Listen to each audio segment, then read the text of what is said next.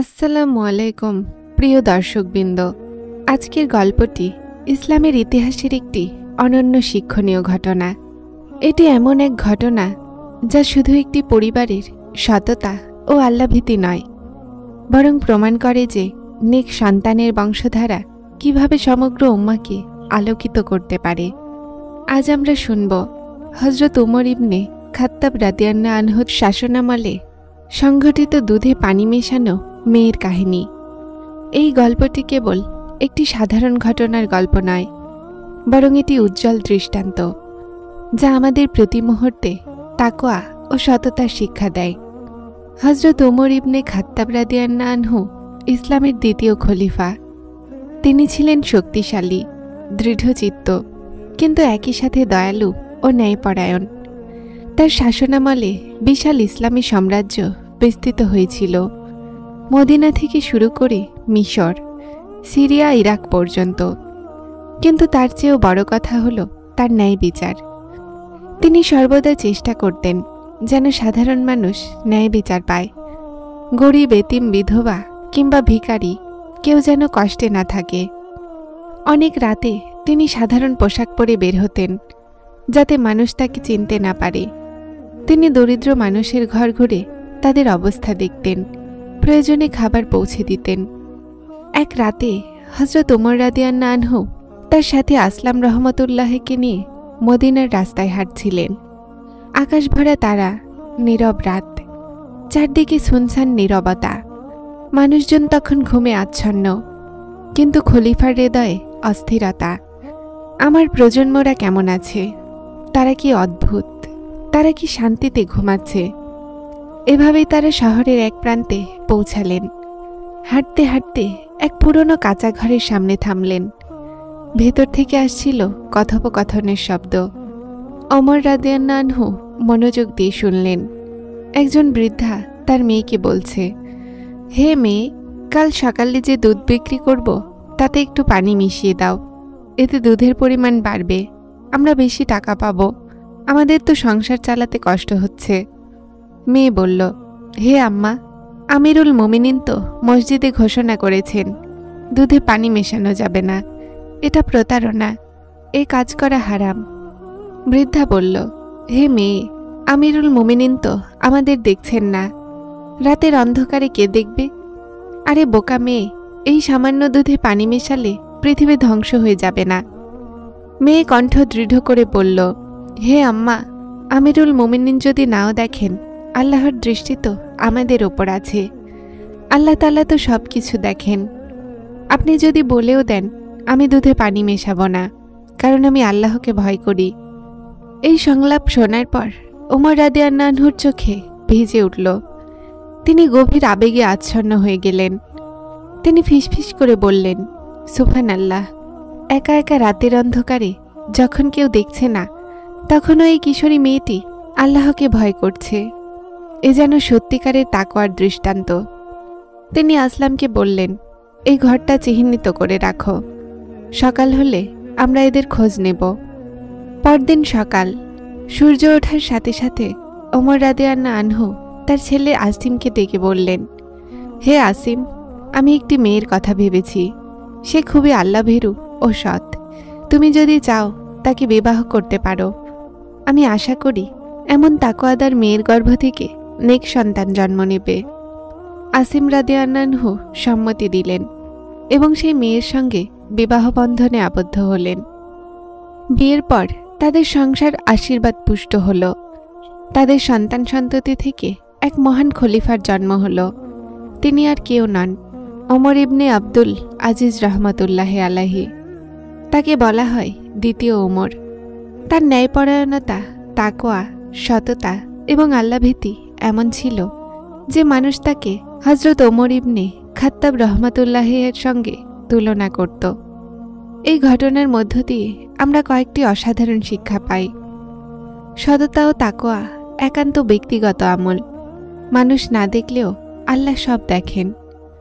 প্রতারণা ক্ষুদ্র হলেও তার পরিণাম ভয়াবহ। আল্লাহভীরু সন্তানদের বংশধারা উম্মাহকে আলোকিত করে। বিবাহের ক্ষেত্রে তাকওয়াকে প্রাধান্য দেওয়া উচিত।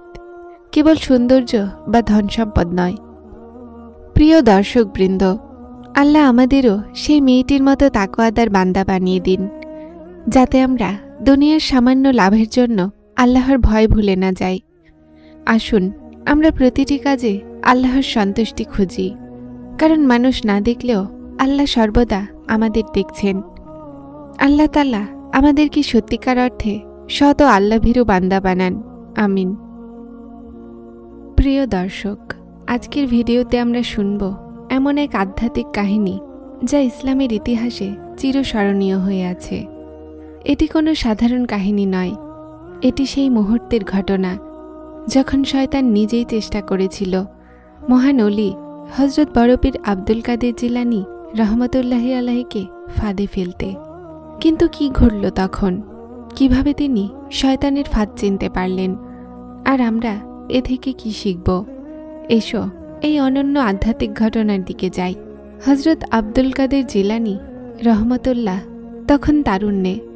তিনি ইসলামের সন্ধানে ত্যাগ ও রিয়াজতের মধ্যে দিন কাটাচ্ছিলেন।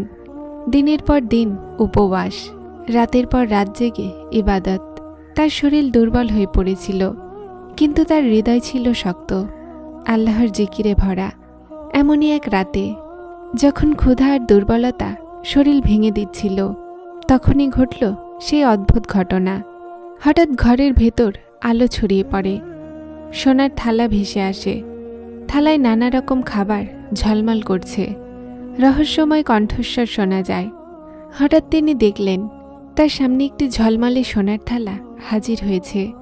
থালার ভেতর ছিল সুস্বাদু খাবার, এমন খাবার যা ক্ষুধার্ত মানুষের চোখকে উজ্জ্বল করে তোলে।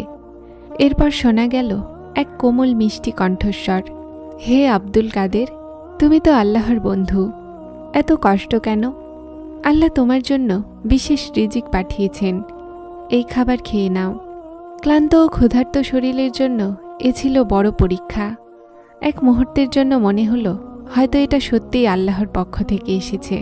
কিন্তু হযরত আব্দুল কাদের জিলানী রহমতুল্লাহ ছিলেন কোরআন ও সুন্নাহর পথে দৃঢ়।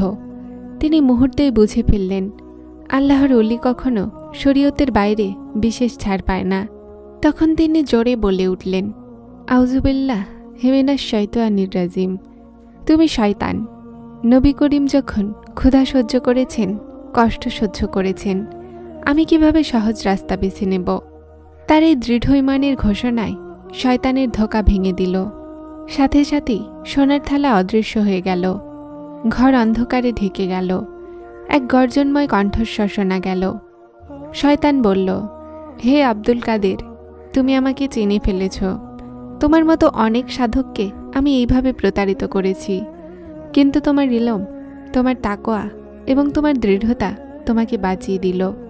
শয়তান হেরে গিয়ে নিজেই স্বীকার করল, আল্লাহর সত্যিকার ওলি কখনো শরীয়তের বাইরে যায় না। হযরত বড় পীর আব্দুল কাদের জিলানী রহমতুল্লাহ সিজদায় কান্নায় ভেঙে পড়লেন। তিনি বললেন, ইয়া আল্লাহ, আমাকে সর্বদা শরীয়তের পথে অটল রাখো, যেন কোনো সময় শয়তানের ধোঁকায় না পড়ি। এরপর থেকে তার শাগরেদদের কাছে এই ঘটনা চিরস্মরণীয় হয়ে রইল। প্রিয় দর্শক, এই কাহিনী আমাদের কয়েকটি বড় শিক্ষা দেয়। অলৌকিক কিছু দেখলেই সেটা আল্লাহর পক্ষ থেকে এসেছে ভাবা যাবে না। শরীয়তের বাইরে কোনো পথ গ্রহণযোগ্য নয়। শয়তান অনেক সময় বিলাসিতা ও সহজ রাস্তার প্রলোভন দেখায়। আসল তাকওয়া হলো কষ্ট সহ্য করেও আল্লাহর পথে অটল থাকা, যেমন আল্লাহ তাআলা কোরআনে বলেছেন। অর্থাৎ শয়তানের কৌশল দুর্বল। হযরত বড় পীর আব্দুল কাদের জিলানী রহমতুল্লাহের এই ঘটনা আমাদের শিখায়, দুনিয়ার কোনো প্রলোভন, শয়তানের কোনো ফাঁদ তাকওয়ার মানুষকে ভাঙতে পারে না। আসুন আমরা সবাই এই শিক্ষা নেই। আল্লাহর পথে থাকতে হলে কষ্টকেও হাসি মুখে সহ্য করতে হবে, আর শরীয়তের বাইরে কোনো রাস্তা বেছে নেওয়া যাবে না। আল্লাহ আমাদের সবাইকে হযরত বড় পীরের মতো ঈমান ও তাকওয়ার উপর অটল রাখুন। আমিন।